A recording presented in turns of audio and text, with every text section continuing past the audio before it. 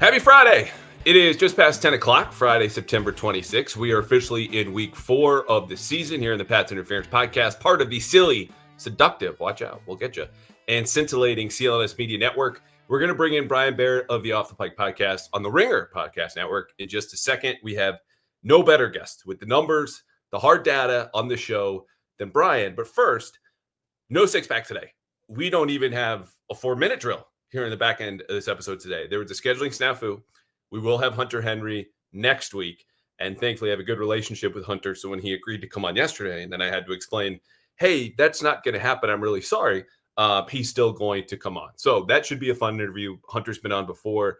He is also on the injury report because you'll notice he got pretty banged up against Pittsburgh when he wasn't busy scoring 2 touchdowns. Good news is he's been a full participant. The only real question marks seem to be Jared Wilson. Look, Jared's probably not even a question mark. He's just not going to play. He's been out with ankle and knee injuries. Rookie left guard, probably going to be replaced by Ben Brown, which obviously is a big matchup, as we'll get to here in a second, with Derek Brown of the Panthers. Otherwise, K'Lavon Chaisson was out Wednesday. Practice is a limited participant Thursday. And Christian Gonzalez, the guy you really want to hear about as they go on about injuries, limited Wednesday and Thursday, but increased his participation this week.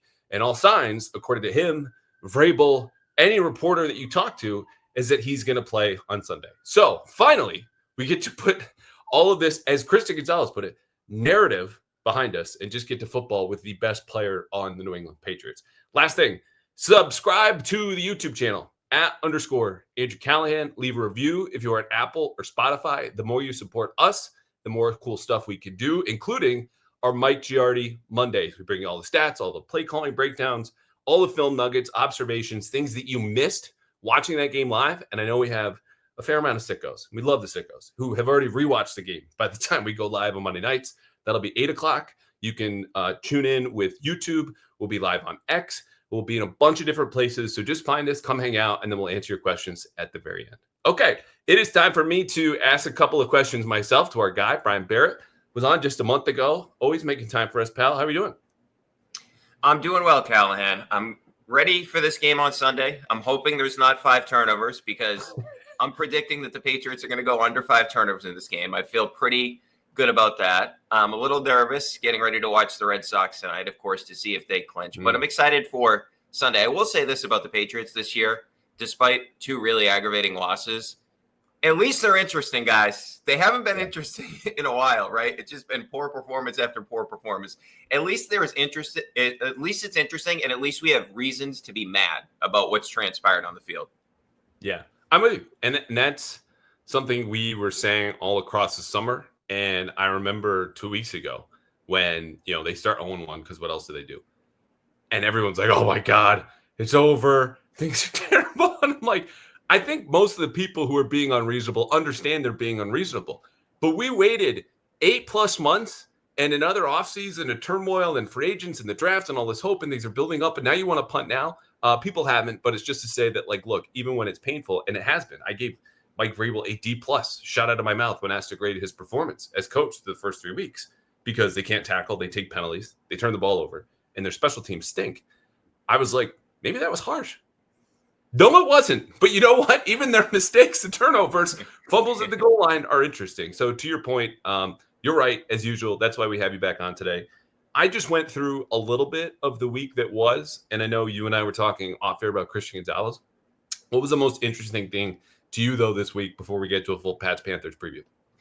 Yeah, so then I'll do something non-Christian Gonzalez related here. Was what happened on Thursday is we find out that the Patriots are selling a stake of the franchise to private equity, and it's 8%. Yep. And I'm not surprised by that because we've already seen this start to happen in the NFL where some of these groups that have owned their team forever, like the Giants, I believe they sold some of the stake to the Koch family, right? Something along those lines. So we've seen this start to happen. We saw the Celtics actually just straight up sell the team. So I'm not surprised by that.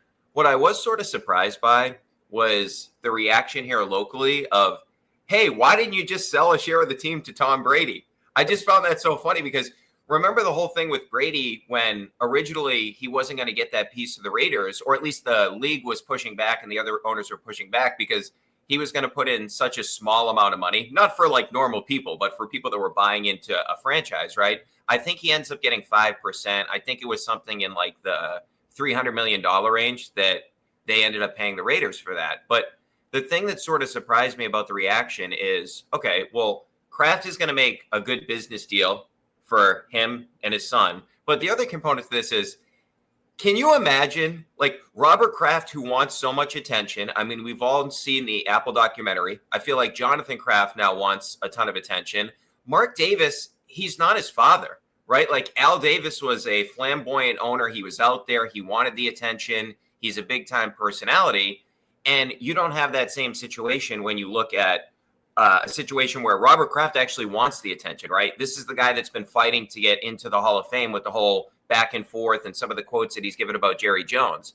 Like if Tom Brady is a minority owner of the Patriots, all the camera shots are going to him. They're not going to Robert and Jonathan anymore. Like Robert calls him his son and he wants him there all the time. I mean, we put him in the Hall of Fame with the Patriots. We have this statue. And I'm sure considering he won 6 Super Bowls, he's going to be back a lot for these anniversary teams. Heck, he's got 6 of them, right? Maybe they'll even have an anniversary team for the undefeated season too, right? So he wants him back. But I don't think, as much as he'd like being around him every day, I don't think him and Jonathan, I don't think they'd want the attention off them. I think that's part of it. And I give credit to Greg Bedard, who said this when we did TV last night. You know, they always ask Brady to take less for the franchise, but the Krafts wouldn't take less to give the franchise to Brady.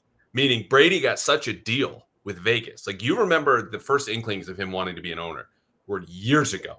Okay. And he's going to buy a piece of the Raiders. And they put the deal up to the rest of the owners who go, this math does not add up. The Raiders aren't worth this little. You are getting discounts upon discounts. Like this might as well, this piece of the Raiders have been at the bottom of those $5 DVD bins, which may or may not exist somewhere in all these department stores. You have to pay full price for an NFL franchise, which is going to affect the price of our franchises. So fast forward, he gets a piece of the Raiders, but that was not going to happen here. The Krafts, is to go back to Greg, you know, we're going to ask, and they got full price. Like this was by giving out 3% to private equity at 6th Street, which already is invested in the Celtics. And his first name's Dean. I can't bother to pronounce his last name, but some principal of some big investment for blah, blah, blah. This guy gets 5%. He's got his hand in Twinkies and PBR beer, apparently. Yeah. Cheers to him. He now owns 5% of the Patriots. And by divesting like this, the Krafts have just, like this, picked up between $700 million and $750 million. So setting the Brady stuff aside, the last thing I have on this is I do think there has to be a piece to go back to the Celtics. Again, who first divested to private equity, and more NFL teams are going to do this. Irv Grausbeck wanted to have some estate planning done before his time passes. He's 91. Okay. Robert Kraft is 84. I think there's a very simple part of this that just goes, Jonathan is my successor, but I want to have as much cash and be as liquid as possible. And to settle everything, why not give up a tiny piece of the franchise without relinquishing any kind of power and just become that much richer before I go? Yeah. No, I'm with you on that. And it makes total sense. That is a good counterpoint by Bedard, though. Hey, he took less all these years, so let's sell less to him. But no, you're completely right. You have to, if you're in Kraft's situation, you have to take the best deal in terms of what's in the best interest of the franchise, or in his case, at this point, what's in the best interest of his family, right? I have no issue with the Krafts doing that. I did think that it was so funny, though, like just the amount of people that were pissed he didn't sell the team to Brady. Like, I couldn't believe it. Driving around on Thursday, it was like such a huge talking point. I'm like, really? Like, this is still going on? But I don't know. It is funny seeing Brady when he was in the booth there. It's like, I don't know about this staff you put together, Tom, with Pete Carroll, and I believe his son is the offensive line coach, and their offensive line is terrible. Yet they drafted – I can't believe the Patriots lost that game. But they drafted a running back, 6 overall, who was like this unbelievable prospect. But, like, you kind of need an offensive line for, like – it made sense when Jahmyr Gibbs went to the Lions because it was like, oh, we've already built up the offensive line. Let's put this unbelievable running back in there. And at this point in their rebuild, they didn't have a lot of pieces to fill in. The Raiders situation just seems weird that Pete Carroll's the guy. And, hey, good for Chip Kelly. Take the most money you can possibly get, but I don't know how much of a difference he's making. Yeah. All right. Enough Raiders, enough Brady. To answer my own question about what was most interesting this week, you know, the Krafts was number one. But just because I've got this, you know, not quite obsession, but real focus on Drake Maye and how he navigates extending plays versus giving up on them, because I just think that space is where the Patriots season is going to be made or broken as we continue to go on. And obviously that's where it was partly broken, right, against the Steelers when he has that fourth quarter fumble, which is not to excuse Ramondre Stevenson or certainly not Pop Douglas, but it's just to say the guy with the ball in his hands in every play has the most power. McDaniel said he doesn't see any extra pressure on Maye or trying to do something different in the fourth quarter. Maye, though, said for a second straight week, hey, I've got to get the ball to Stephon Diggs. And Diggs talked Wednesday and says, I'll just take whatever I get, whatever's on my plate. And it's just something I've got my eye on, because there's just something amiss here. We know Diggs has called for the ball in previous stops. We know he was excellent in those stops. He's been fine here as he recovers from an ACL. And I don't know why Drake feels compelled to do that when there's not been this giant payoff when he's throwing to Diggs. It's been fine. So again, something to keep an eye on. All right, zooming out, let's go to the game. Pats Panthers, what is this game about? Take that question in any direction that you want. Okay, so I have two. I was going to go with a Vrabel angle, but let me go to the one that's a little bit more spicy. And I feel like this could be a narrative after Sunday, not before Sunday, because I don't think it's getting a lot of attention here locally. And Christian Gonzalez, likely to play and all that. I'm sure you've talked about that on the pod this week. What if Ted McMillan has a big game? So far this season, he has 216 receiving yards. Now it's 3 games in. And I know that Will Campbell had a really tough time last week against Herbig, who really had a nice afternoon against Campbell. Campbell finished 52nd of 64 tackles in PFF pass block grade last week. I think there's been a lot of good, and I think there's been some bad. And then ESPN had the number that how great Membu's been in pass block win rate. And he's 8th behind like some of the best tackles in the NFL, behind guys like Dawkins, Bowles, Sewell, Alt, right? Campbell in that metric is 59th of 66 tackles. Now, I'm not saying that this is just a complete whiff, because I think for the most part, Campbell's been pretty good, except a rough afternoon against the Steelers. And obviously, unfortunately, had the penalty against the Raiders, but it's not like that wasn't a physical thing. But I do wonder if we look back and we say, okay, are we sure he's going to be better than Membu, who Membu was the more like he fit the profile a little bit more. There's Ted McMillan, who's going to be on the field against him on Sunday. I'll tell you, I referenced it twice already, but it's relevant. We almost did this on TV last night, ran out of time on a segment. Like, do you look back and go, should they have done something different? Now, I don't know if I said this pre-draft, but I know I believed it, and I believe it now. I don't think the Patriots were ever taking Ted McMillan. I know he had big fans in parts of the organization, but when you know what Mike Vrabel wants, what Mike Vrabel mandates, what Mike Vrabel demands, the reason Will Campbell was a pick was because A, they needed a left tackle, and B, he checked all of the Vrabel boxes, the biggest one being demeanor, right? And McMillan had these questions about like, does he really care that much? Is he working as hard? He was good, his sophomore year, his, penultimate year in college, whatever that was. And last season was like, I don't really know. That it was never going to fly as Vrabel's first pick. But to your point, the Panthers were not the only team that had interest in this giant freak athlete who's got unbelievable body control and is now far and away their best receiver. And it's not remotely close. Pass catcher, forget receivers. It's just everyone who gets the ball thrown to them. It was the Rams too, who, if we know and should trust any franchise the last 3 years to identify talent and develop it, they wanted to come up all the way from the 20s to get into the top 10 for McMillan. So I think that's fair. To me, this is simpler than this. The Patriots have to assert who they are, right? Like the first 3 weeks, you and I are doing podcasts like, who's going to win? I don't know. The Raiders are about in the same neighborhood. The Dolphins live down your street. The Steelers are there. You're all like in the mix. This is in the mix drive. Okay. The Panthers are down a block or two. They're living in a shanty because they stink. We know who the Panthers are.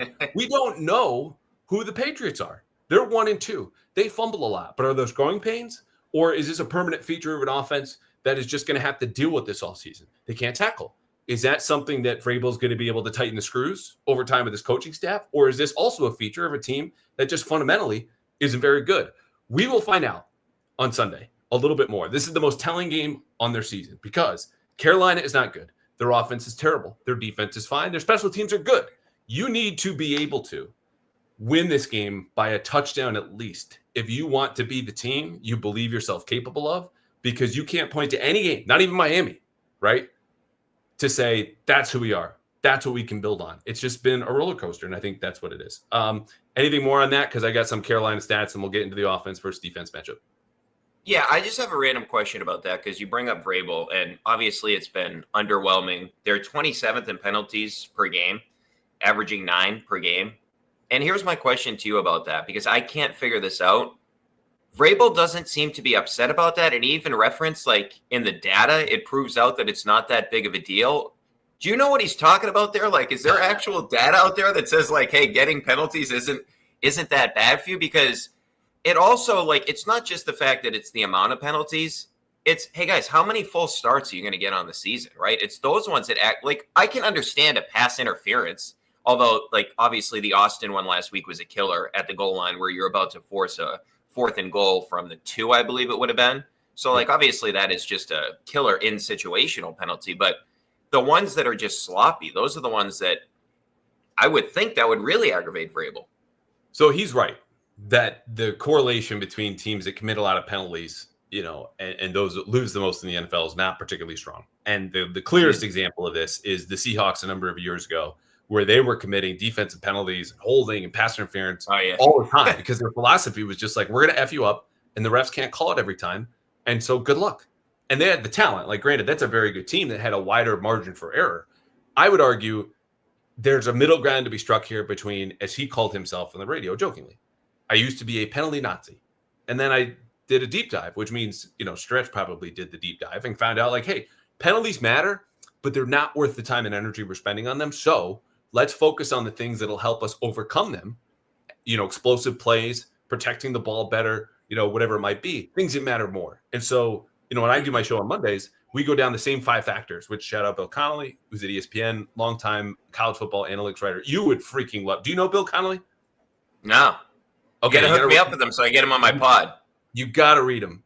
He's awesome. I don't know him personally, but I was at SB Nation years ago when I first started out, and he was there and just ate up everything. Anyway, 5 factors: turnovers, field position, how well you finish drives, your explosive play rate, and your success rate. I don't do, field position on the pod, but we talk about pressure rate. And so those are the things that matter most. Penalties not among them, obviously. And that's kind of where that comes from. But look, it's still reflective of a sloppy team, right? Like, do you just care? Can you focus? The pre-snap stuff is controllable. If they want to spout all the same cliches about control what you can control and we're going to take care of business. Well, take care of business. Like I said this on Monday, like, stop breaking the law, a-hole, is the advice that, like, Jim Carrey gave him liar, and I would give to the Patriots now anyway. Okay, and I think they can do it. I think they will. It's just a matter of time. But they're running out of it because teams declare who they are by late October. Carolina, 1-2. They are 21st by DVOA. They are 30th in offense, 15th on defense, 7th on special teams. Their last and only 3 games. 30-0 win versus Atlanta at home last week. Before that, they lost 27-22 at Arizona in their opener, 26-10 loss at Jacksonville. The Patriots, for reference, we know all the scores in all the games, 27th by DVOA. So this is a bottom 6 team in the league. 17th in offense, 28th on defense, which I think is accurate, and 27th on special teams. Starting with the Patriots offense versus the Panthers defense, where are their big problems here that if you're Josh McDaniels on Tuesday building a game plan, you go, we have to solve this? Yeah, so the thing about it to me is I feel like this is more about the Patriots than anything the Panthers have defensively. Like, even though they won 30-0 last week, as you mentioned, against Atlanta, the Panthers defense has 1 sack, the fewest in the league, obviously. They have 8 pressures, the fewest in the league. Their pressure percentage is 7.5%, last by a wide margin. They do have 4 picks, but 2 of them were against Penix last week. So you look at Drake Maye right now, he's 5th in passing yards. He's 9th in passer rating, but he's tied for 28th in air yards per attempt, which I'm like, all right, well, look at the situation. Now they have a good corner in Horn, but look at the situation you have where this is a game where you could be able to throw the ball down the field a little bit more because you would think that the quarterback would have a little bit more time. And the other big thing to me, so that's the first thing. I want to see some more explosive plays out of the Patriots offense. And what you were alluding to earlier with Diggs, I would just play him more. Like, at this point, maybe Drake saying, let's get Douglas out of the slot and let's just put Diggs in there. I mean, maybe that's an easy way with an aging receiver. Maybe throw him in there. I would like to see more Diggs because I'm just done with Douglas. I mean, what I'm trying to figure out, like the office space, what do you exactly do around here, man? You can't even pick up a first down when you're basically at the marker. So that's the first thing, is I want to see more explosive plays, which I think the Patriots can do. And then secondarily, I would just like to see more Travion Henderson in this game, because isn't this the perfect scenario to sort of set him up where you look at it on the season? It's been underwhelming, right? 3.4 yards per attempt. Last week, he was actually last in the NFL in next gen stat, the rushing yards over expected at minus 32. Well, let's part of that out there, because it's such a good point. And I found this watching the film. You go, okay, well, why is he getting, did you say minus 32? Yeah. So he was supposed to get 32 more yards than he did. Yes. Okay, not 3. In one game. In one game. Okay. So you go, next gen stats, F you. How does that make sense? You anti-Travion Henderson bias? No. He is not running with any patience whatsoever. This is fixable. But if you go back and look at the clips, I tweeted one of these on Mondays. I'm going through all the film. There's a crack toss to the left in the second half, and Will Campbell screaming around the corner like you saw in the preseason. Everyone goes, oh my God, I can see it. Some people even call Will Campbell a weapon. I'm like, okay, he's a 21-year-old tackle. But he only gets 2 yards in that play. And part of it is because Will Campbell did not do what we saw in the preseason, and that is smack the hell out of a corner. And Mike Vrabel goes after Will Campbell and says, you got to get into the block faster. You can see him on the sideline. What has to be slower, though, is Travion Henderson, who instead of waiting for those blocks or just hiding behind the 300-pound guy who's moving to clear room for you, he speeds right into a tackle. And that is the stuff where you talk about, okay, how could it be 32 yards fewer? What are you talking about? That's what I'm talking about. There's a guy who wants it so badly, he just has to read his blocks and take them as they come. He's got all the talent in the world, but there's an element of just kind of understanding time and space and being a little bit more patient. Yeah, well, and back to the point that I was making, because that's a great point. And I do think too, and maybe you noticed it being at the game, Callahan, I feel like after Gibson or Ramondre put the ball obviously on the ground twice and Gibson once, I feel like there's a couple carries in there where Travion Henderson had both hands on the ball, like just like a regular handoff where he had both hands on the ball. Oh, yes. Yeah. So I think that was the thing.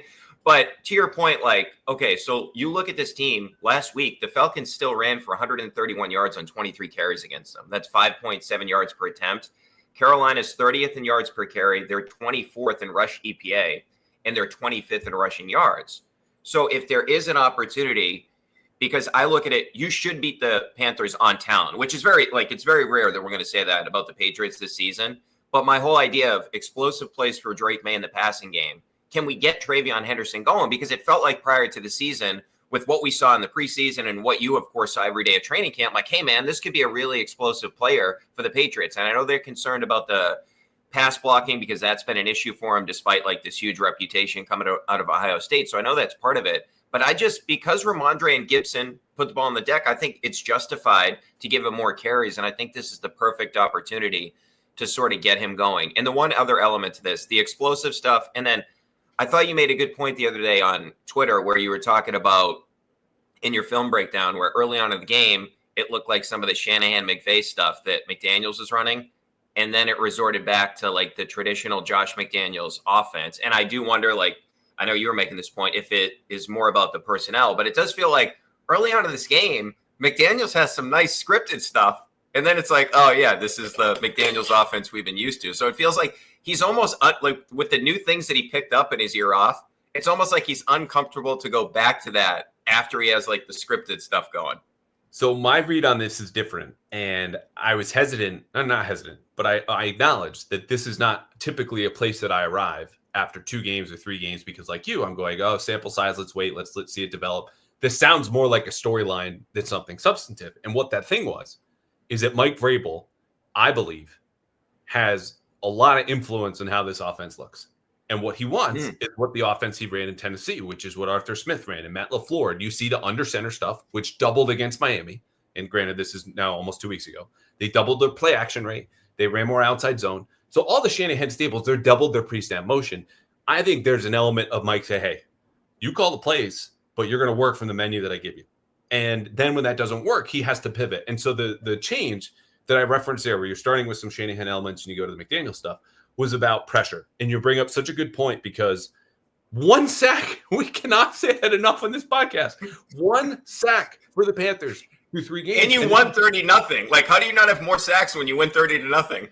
0 through the first 2 games. And we all know, or we should know by now, that pressure totals and rates are more important than just your sack totals, right? If you're going to hits and hurries, that's almost just as good as only 1 sack in a game in terms of affecting the quarterback and influencing bad decisions. But Derek Brown is the only defensive lineman that you go, okay, who's the problem? And going against Ben Brown, their backup left guard who should replace Jared Wilson, that's an issue. With the run game, you can run traps, you can run whams, you can go any number of different directions, run away from him, double teams, a lot of duo, whatever you want to do. He's an issue. But because last week, when they pivoted from the Shanahan stuff, because I didn't finish this point, they couldn't block it, right? Herbig was on him. TJ Watt was on Drake Maye, Cameron Hayward. So these long developing pass plays where you're running this deep play action shots, they couldn't block. And you had running backs who couldn't pick up blitzes. McDaniel says, we'll back Maye into the gun. We'll go quick game, and we'll just get the ball out, and we'll negate pressure that way. You should not have to make that change against Carolina. This is the game where you can run what I believe Vrabel wants. You can do what McDaniels has tried to do the last couple of weeks and take these shots because Carolina is vulnerable down the middle of the field, not up the middle with Derek Brown, who does move around the defensive front, or outside with J.C. Horn, who we've taken way too long to get to. But you're right. It's Henderson, and the other guy I look at is Hunter Henry, who had a great game last weekend because Carolina, and it's where I'll take a breath and let you go, is dead last in the league by DVOA at covering tight ends. Yeah. And Henry's been really good through the first couple of weeks of the season, I think at least. And I know McDaniels has played a ton of that or done a ton of that 12 personnel. I will give him credit for, and you're better at the terminology than me, J.J. Watt was calling it the hide route that they were doing last week where he's in there for a second against T.J. Watt, like acting like he's going to block him. And it's just like a quick half a second. Then he gets out there and he's wide open. So that was good stuff from McDaniels. I just feel like going back to your point about Henry and in general with this offense, I mentioned like more stuff for Diggs as Drake did this week, but I feel like they just got to establish like some sort of a hierarchy in the passing game, right? I know that McDaniels likes to be game to game and all that, but you look at the numbers, Henry's got 22 targets, Diggs has 15, Douglas has 13, Booty has 12. Booty has one fewer target than Douglas, and he has 113 more yards. It just feels strange to me because after week one, when he had 8 targets and he was saying he's not surprised by this. At one point, he was a first-round pick. Look, he's made the most out of these targets, right? In week 2, the one target was a touchdown that he caught, right? So he's getting the most out of these targets. But maybe this is a game, too, where they get Demario Douglas. You mentioned Henry in the middle of the field, but maybe they get Douglas involved, although who knows? Maybe he sees a lot of J.C. Horn, and that sort of could take him out of the game. It is funny to me, like some of these teams with good corners, like who do you put your best corner on when you're playing the Patriots, right?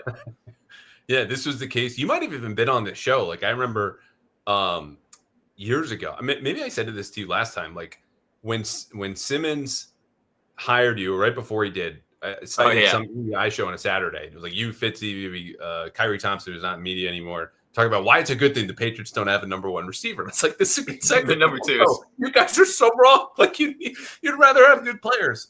Anyway, well, my defense of that, and I was proven to be totally wrong about that. Is I thought that Kendrick Bourne could be like a low grade number 1 based on his like advanced numbers the previous year, where it's like I think he had like 20 or 25 fewer targets than Jacoby Myers, and he still had over 800 yards. In that season, he was in the top 10 in yards after the catch per reception. Hey, maybe he'll get it going in San Francisco. I mean, these guys that leave the Patriots, Tyquan Thornton's like apparently the best receiver on the Kansas City Chiefs. Maybe he'll get it going. You are a brave man to bring up that take that you thought Kendrick Bourne, who's been on the show. Hey, I admit when I'm wrong. I know you do, but I don't know how many people remembered that. And now that we'll dissect. Look, I of course love the honesty. I want to end here because I tweeted this out yesterday, and I knew the Patriots were seeing a lot of stack boxes. And forgive me, I forgot the Twitter account. I think it was a 49ers data page, and they had the rate of stack boxes that offenses are seeing right now in the league through week 3, and then the rate of efficiency with the run game. So how good are you, and how often our defense is going, we have to stop the run.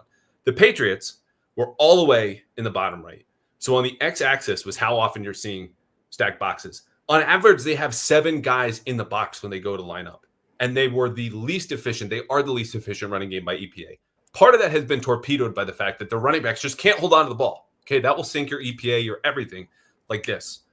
The Patriots have to get Carolina out of those stack boxes because with Derek Brown against Ben Brown and facing 7 guys in the box, you're just not going to be able to move the ball.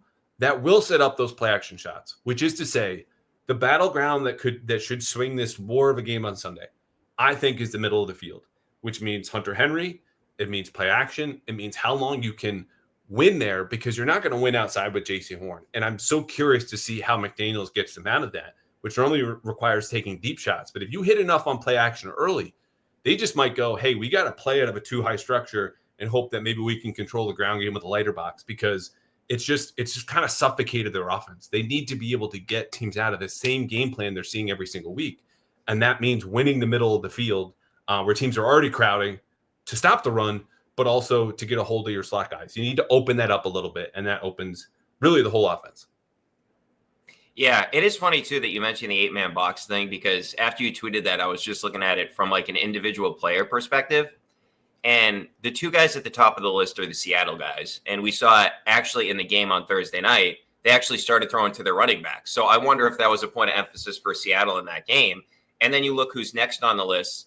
It's Krosky Merritt from Washington. The reason that's happening is because they have a running quarterback too, even if Mariota's in the game, right? J.K. Dobbins is next, who we know doesn't catch the ball. Derrick Henry's next after that for obvious reasons. David Montgomery, they don't throw it to him like they throw it to Gibbs. And then next on the list is Ramondre Stevenson. And the Patriots actually do throw the ball to Ramondre. So it speaks to the lack of threats on the outside. Like all these other guys on this list, you can justify why the team is doing it tactically. The reason, like, it's not like they won't throw the ball to Ramondre. Like a lot of those other guys, you won't throw the ball to. So it is more about, I feel like, the guys on the outside where they're like, okay, we're not worried about any of these guys. We don't even have to have safeties helping out in any situations because we're really not worried about any of the Patriots receivers. So I think that's what that stat is about the Patriots weapons more so than the Patriots running backs, because I do think, I mean, the running backs have been awful putting the ball on the ground. I mean, we've established that. The Patriots running backs can all catch the ball out of the backfield. Yeah, they can. And again, I said Monday, there's nothing new to add on the Stevenson thing. I would just sit him, make him a healthy scratch. It's not to send a message to the rest of the team. It's just say, we can't afford this and you need a timeout. And I guess it is partly to send a message, but you're right. I mean, look, if you're not scared of giving up deep throws to receivers outside, you don't need to have safeties over the top of each side of the field. You just need one in the middle and then bring the other safety down. And that's what teams have been doing. All right. Before we get to the Patriots defense versus the Panthers offense, I got to remind the folks that on this show, we are red hot with our Prize picks of the week. Last week, we had Drake Maye more than half a touchdown pass. Drake Maye's going to throw more than half a touchdown pass on Sundays. Okay. He did it in Miami. We told you he was going to do it. It happened. We told you Devon Achane would have more than 3.5 catches. He did. Last week, it was Calvin Austin to have more than 2.5. He had 3 on the touchdown. So we're 4-0 the last 2 weeks on our Prize picks of the week. And I just told you a whole lot about Hunter Henry and how Carolina is the worst pass defense by DVOA against tight ends. Right now at Prize Picks, you can get Hunter Henry more than 2.5 catches. So right there, locking in our Prize picks of the week, number 1. You can also get Ryan Fitzgerald, the Panthers kicker, more than half a field goal. Okay. You can tell that we're not doing the Drake Maye touchdown pass because they've taken it off the board wisely, because you and I and anyone else who's played has really capitalized on that. So the reason I'm going to send you to Prize Picks with those 2 picks, Hunter Henry more than 2.5 catches and Ryan Fitzgerald more than half a field goal. Patriots will get a stop. He'll kick a field goal. He's a very good kicker. Is because Prize Picks is the best place anywhere to win money watching sports. And you and I make decisions every day, but on Prize Picks, being right can get you paid. So whether you listen to this podcast or you want to watch the MLB playoffs and you can pick baseball, or you can go basketball later with points, assists, home runs, yards, whatever it is, all you have to do at Prize Picks is build a lineup. I just gave you a lineup of 2 to 6 players. They all come with different stats. You can tweak them if you want, but then once you put them in your lineup, you go more or you go less. And that's it. You can take the lineup I just gave you, but only at Prize Picks. So download the app today. Use code CLNS to get $50 in lineup. That's 50 in lineups after you play your first $5 lineup. That's code CLNS to get $50 in lineups after you play your first $5 lineup. Prize Picks, it's good to be right. Patriots defense, I mentioned 28th by DVOA. Their problems start really with the guy you mentioned right off the top. It's Ted McMillan, who said he's going to play. And this is a guy who has more than 100 yards next or more than their next closest receiver. He's 6'4", he's 219, he's an athletic freak. I think you shadow him with Christian Gonzalez, maybe the entire game. What do you do? Yeah, I would do the same thing. because he's the only guy you're even remotely worried about in this offense. Like, even if you look at the backs, it's not like you're worried about Hubbard.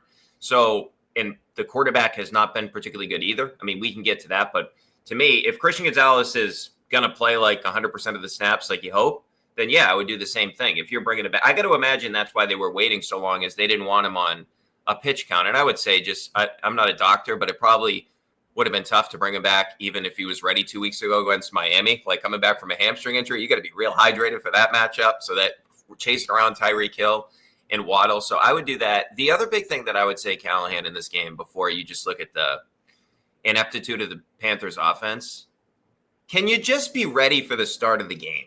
Because we've now had 2 games, the Raiders and last week against the Steelers, where the Steelers had issues all day moving the ball against the Patriots. I think that had a lot more to do about the Steelers than it did the Patriots. I just think Rodgers is completely washed at this particular point in time. I don't think their offensive line is good. Warren's good catching the ball to the backfield. I don't think he's a great back. But anyway, I digress. The Patriots right now in first quarter defense are 29th in EPA, and they're 31st in success rate, 59.1%. Nearly 60% of the plays against the Patriots in the first quarter have been successful. And this is what I go back to. Like, did they just not, because the Steelers weren't successful running the ball in the first 2 weeks, did they just think, hey, they're not going to try to run? And then they just gash them in the run game. And I put this on Vrabel more so than anybody else, right? Because Vrabel obviously is in an unfortunate situation, that Terrell Williams is dealing with his situation. But that means that Vrabel should be more involved, and I think he should be anyway, more involved with the defense than the offense. So why is the game planning, or why should I say, why is the other team's offense ready to go more so than your defense outside of the Miami game? Like Geno Smith, the opening drive just went right down the field. And if you look at that Steelers game, it took them forever to do anything after that. Right? Like, the Patriots completely controlled the game for the majority of that game. Like, time of possession, they dominated plays, they dominated all that stuff.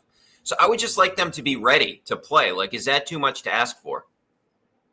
No, of course not. And honestly, in retrospect, which I wield the hammer when I feel like I have to. I give you a pat on the back when I think you deserve it.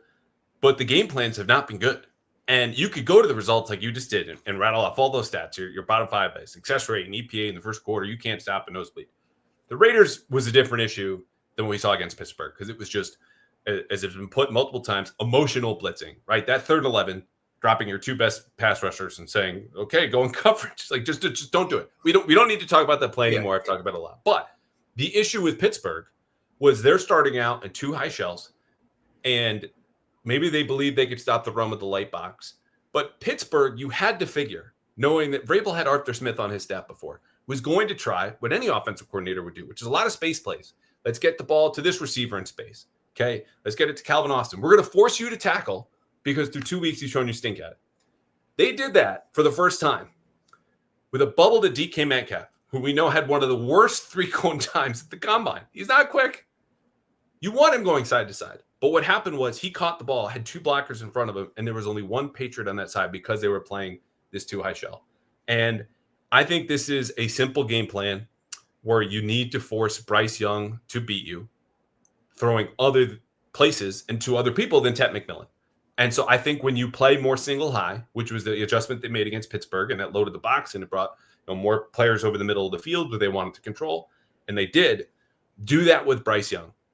And it doesn't have to be exotic. It doesn't have to be complicated, but you need to do basic better. So basic includes Christian Gonzalez as a shadow.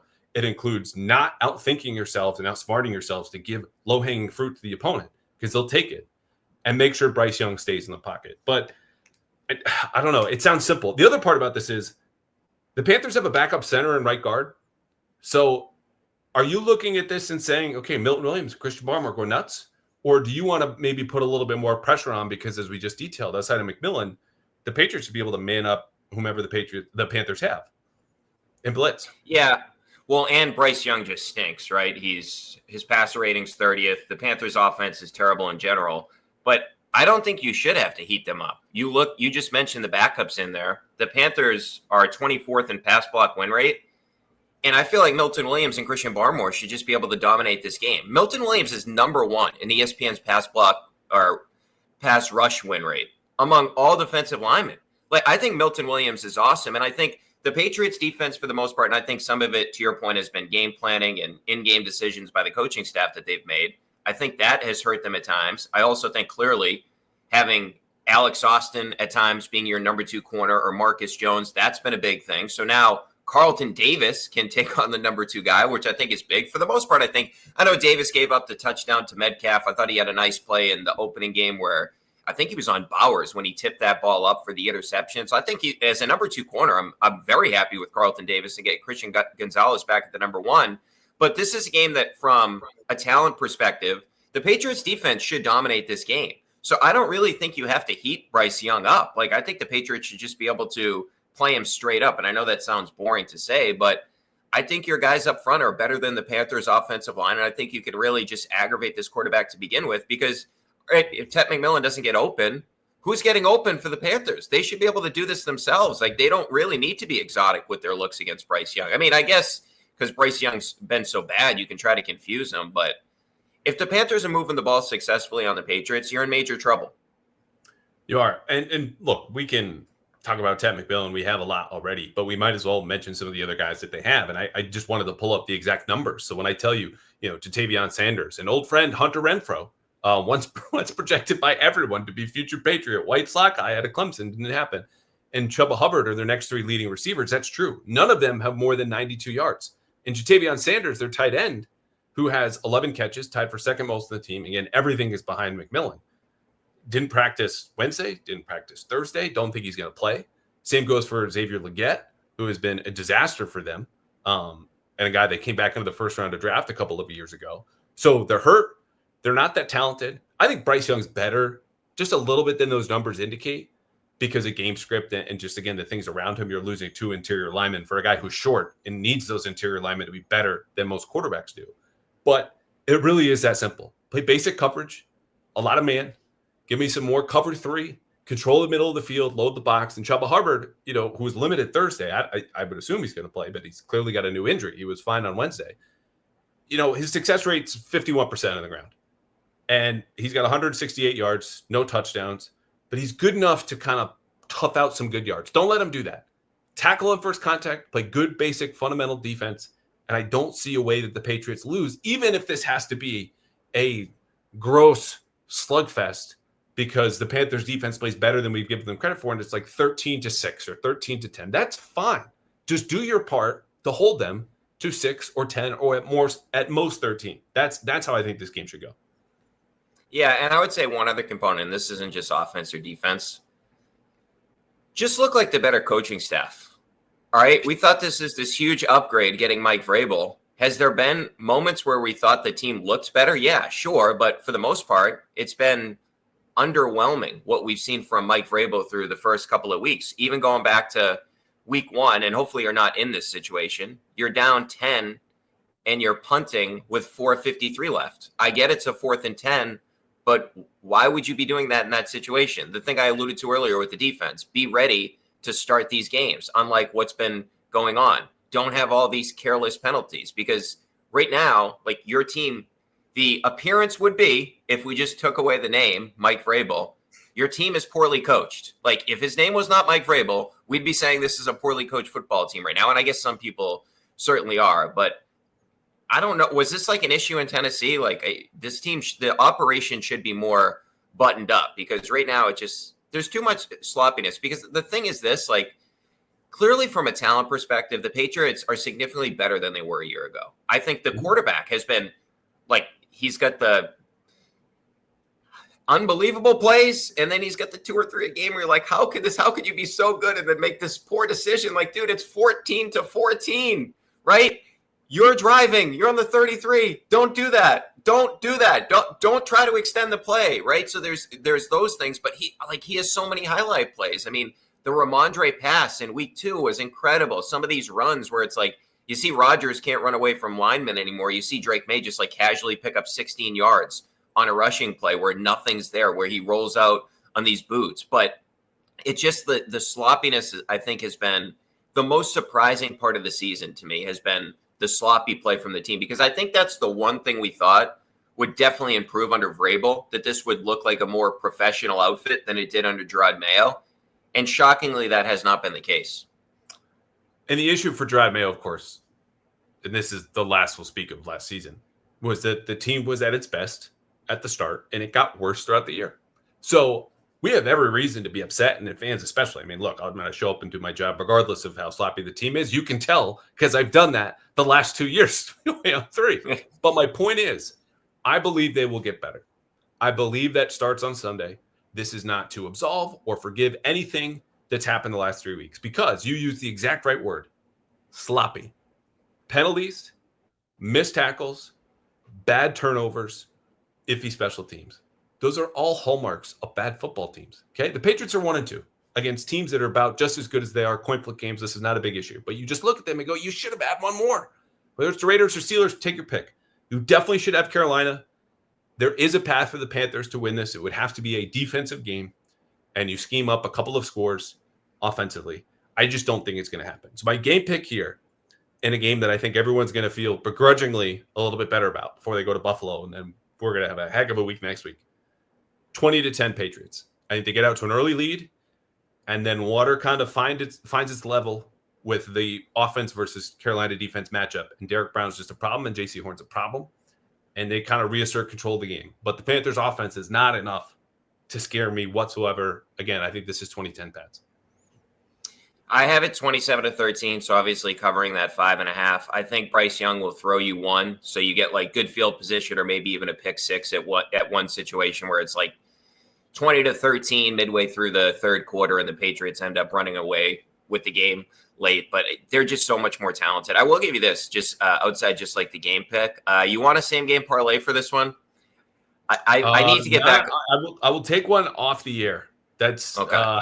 We are loyal to our friends at Prize Picks who have been loyal to us, but I know you have a different arrangements over on Off the Pike. Speaking of Off the Pike, you're busier outside of Pats.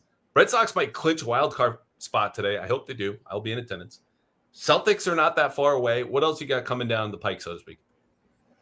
Yeah, I mean, hopefully next week we'll be plotting like 3 days in a row, late night after these Red Sox playoff games. But yeah, I'm nervous, man. But yeah, we'll be doing a ton of Celtics, doing a ton of Red Sox. It just felt like last night was the perfect opportunity to clinch. I was hoping maybe the Astros lose and the Red Sox, I mean, maybe they could start popping the champagne in the clubhouse before they even played against the Blue Jays. But you don't want to do that at home, though? Like, I know it sounds selfish, and like no one listening to this cares that I'm going to the game tonight, but I'm just like, yeah, you want it. Like, it's going to be a playoff atmosphere at Fenway, and that might not happen if they lose enough games on the road in the first round. You know what I mean? Like, you'd love to have it locked up, don't get me wrong, but there's no way they get swept this weekend and the Astros have their own sweep to make this crazy comeback. Like, they're going to get in, and when they do, I'm glad it'll be at home. Yeah, the one thing I will say is, like, this team looked – go back like a week and a half ago, we were so down on the Red Sox, the way they were playing. They weren't hitting since the Roman Anthony injury, and I know that it's kind of crazy saying this now. They were getting no hit for, 6 innings last night. They finally got a couple of hits later on after the game was basically over, but Romy Gonzalez has heated up. Yoshida is actually hitting, which is like a minor miracle at this point in time. Narvaez had some big hits in that Blue Jays series. Story has been good at the plate.